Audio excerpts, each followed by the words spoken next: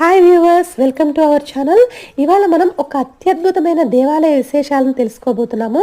ఈ ఆలయాన్ని అత్యద్భుతమైన దేవాలయం అని ఎందుకు అన్నామంటే, ఈ ఆలయాన్ని మనం సంవత్సరంలో 4 నెలలు మాత్రమే దర్శనం చేసుకోవచ్చు. మరి మిగతా 8 నెలలు ఏం చేస్తారంటారా? మిగతా 8 నెలలు కృష్ణా వాటర్లో ఈ ఆలయం మునిగి ఉంటుంది. అందువల్ల దర్శనానికైతే మనకు వీలు ఉండదు. సంవత్సరంలో 4 నెలలు మాత్రమే ఈ ఆలయాన్ని దర్శించుకోవచ్చు. మీరు మళ్ళీ దర్శనం చేసుకోవాలంటే మార్చి వరకు వేచి చూడాల్సిందే.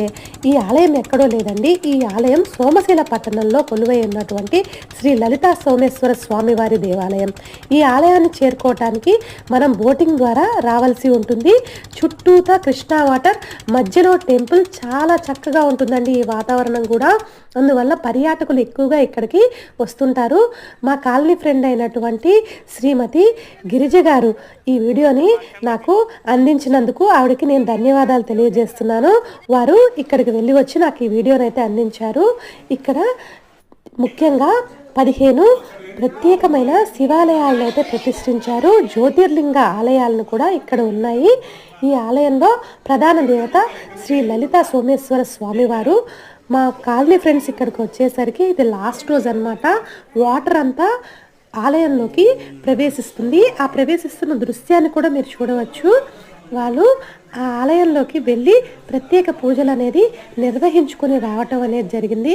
ఈ ఆలయం 8 నెలలు కృష్ణా వాటర్లో ఉన్నా కూడా ఇక్కడ ఆలయం కానీ మూర్తులు కానీ ఎటువంటి చెక్కు చెదరకుండా దర్శనమిస్తాయి.